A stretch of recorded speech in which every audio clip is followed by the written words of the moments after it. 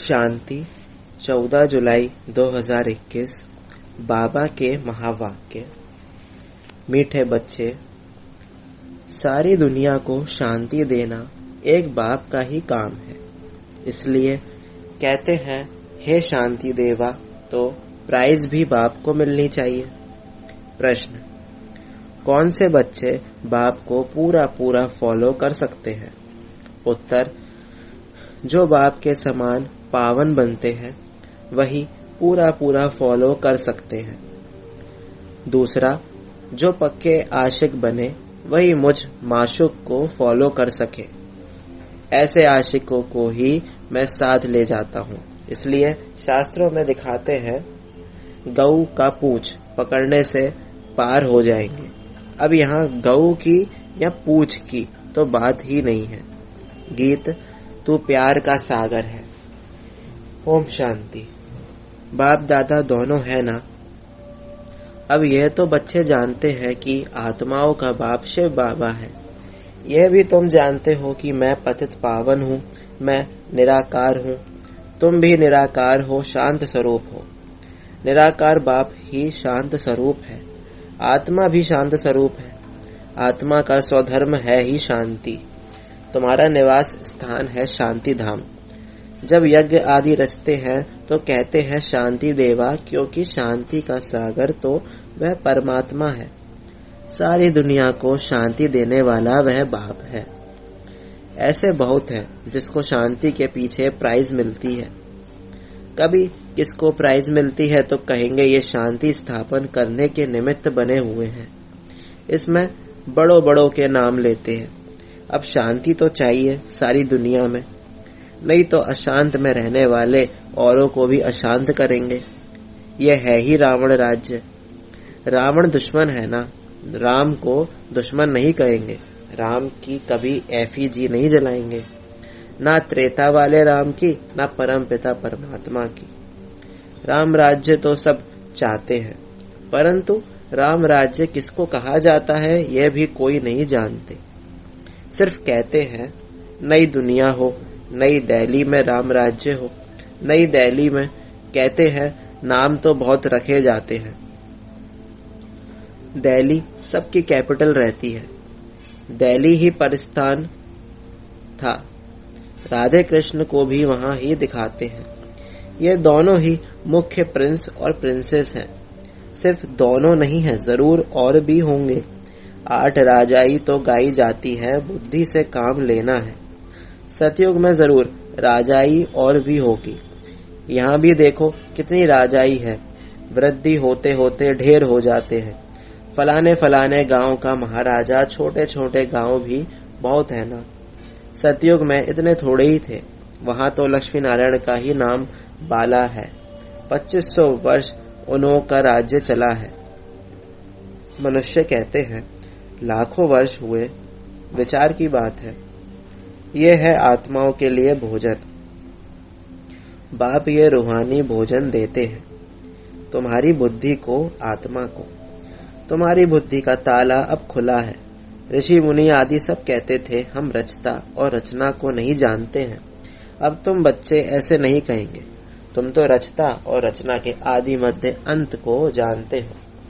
तुम अपने 84 के चक्र को जान गए हो। आदि में तुम देवी देवता थे, फिर मध्य में रावण की प्रवेशता होने से विकारी बन गए हैं। अब है अंत। तुम जानते हो अभी पुरानी दुनिया का विनाश हो, फिर आदि होगी। आदि में होगा राम राज्य। मध्य से रावण राज्य शुरू होता है। अब रावण राज्य पूरा हो, फिर राम राज्य शुरू होगा। नर से नारायण बनना है ना। यह है सत्यनारायण की कथा।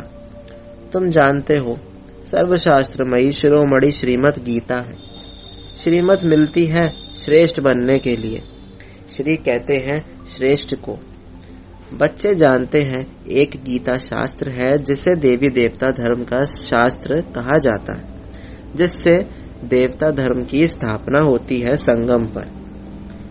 सतयुग में तो कोई पतित होते नहीं जो पावन बनाए। अब तुमको बाप समझाते हैं गीता को पतित पावनी कह नहीं सकते। गीता द्वारा पावन नहीं बन सकते हैं। गीता के भगवान को पतित पावन कहते हैं, ये अच्छी रीति याद करो। गीता है आदि सनातन देवी देवता धर्म का शास्त्र। गीता के समय ही महाभारी महाभारत लड़ाई भी लगी थी, जिससे अनेक धर्म विनाश हुए और एक धर्म की स्थापना हुई।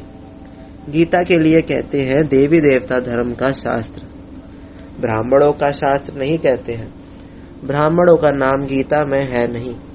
परमपिता परमात्मा ही आकर ब्रह्मा द्वारा इन सभी वेदों शास्त्रों आदि का सार बताते हैं।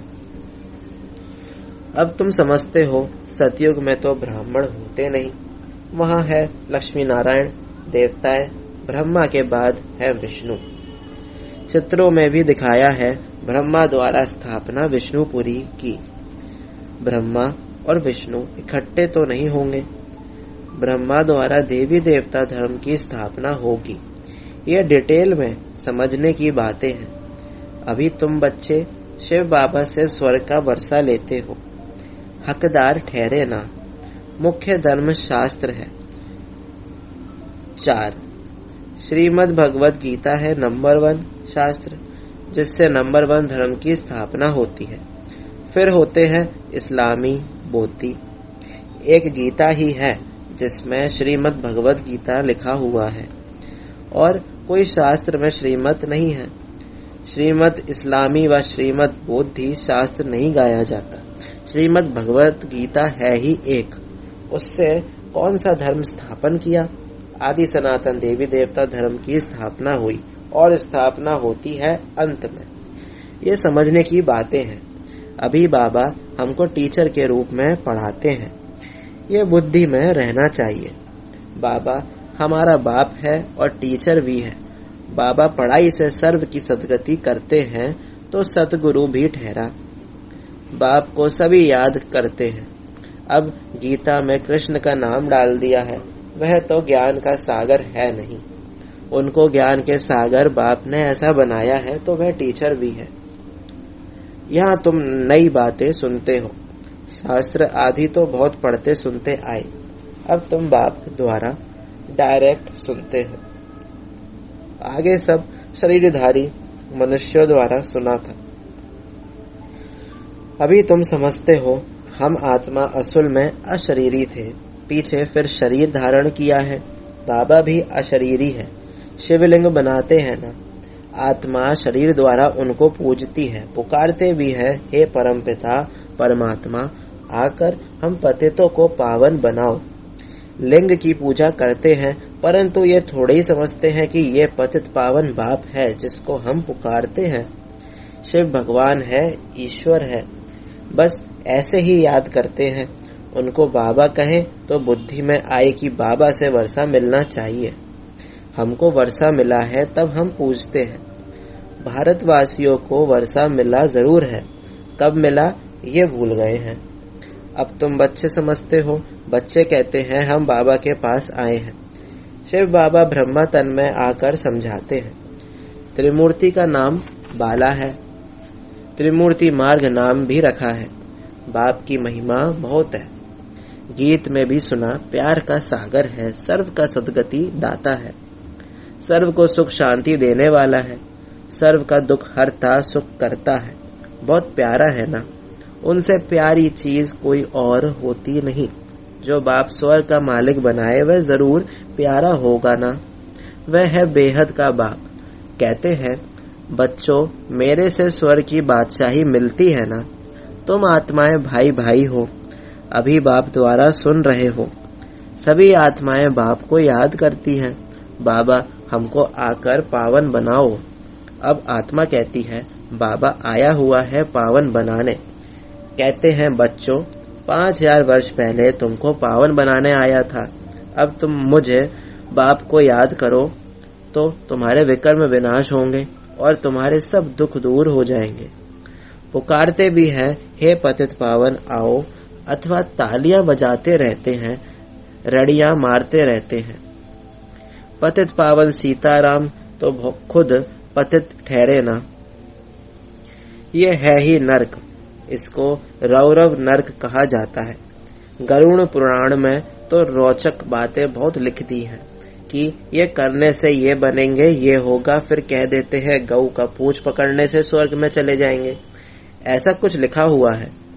अब जानवर की तो बात नहीं, तुम गऊ माता हो ना, तुम्हारी पूंछ अथवा तुम्हारी पीठ जब तक कोई ना पकड़े तब तक रास्ता मिल ना सके। पूंछ तो है ही नहीं, कहते भी है तुम्हारी पूंछ पकड़ कर तर जाएंगे। अब यहाँ पूंछ तो पकड़ना नहीं है, परंतु फॉलो करना है।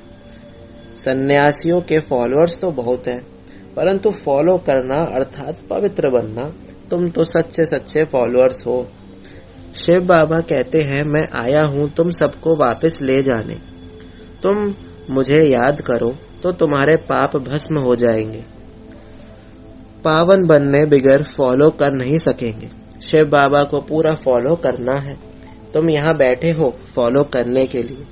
भक्ति मार्ग में भी मुझे याद करते आए हो। तुम जानते हो आत्माएं आशिक हैं, परमात्मा माशूक है। आत्माएं उनको याद करती हैं और वह आए हैं लेने लिए। कहते हैं मुझे फॉलो करो तो तुम्हारे को साथ ले जाऊंगा। कैसे फॉलो करो वह भी समझाते हैं।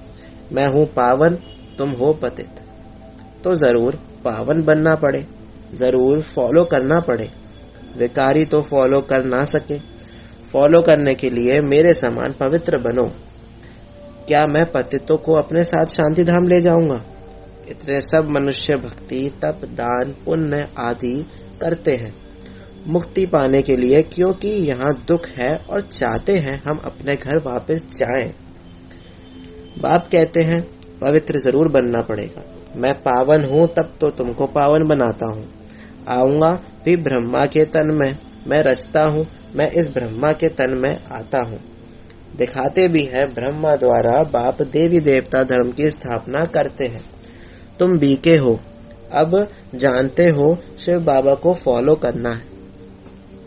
बाप कहते हैं मुझे याद करो तो मैं प्रतिज्ञा करता हूँ पावन दुनिया में ले चलूंगा, और कोई उपाय है नहीं। कहते हैं पतित पावन, या तो दृष्टि ऊपर जाती है या तो पानी के तरफ देखते हैं। गंगा तो बहुत पावनी है नहीं, यह तो सागर से निकली हुई नदियां हैं। अब पूंछ तो तुम्हारा पकड़ना चाहिए।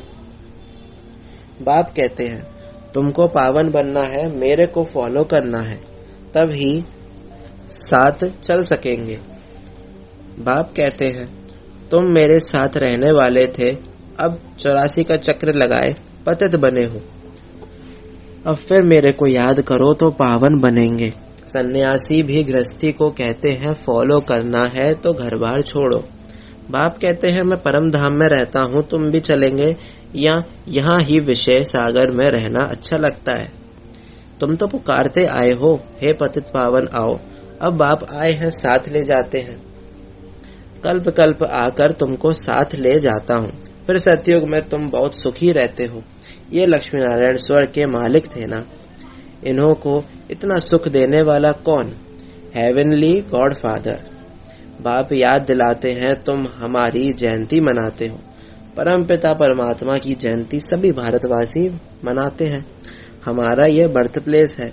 क्रिश्चियन थोड़ी मानेंगे, वह तो क्राइस्ट को मानेंगे। शिव जयंती भारतवासी मनाते हैं।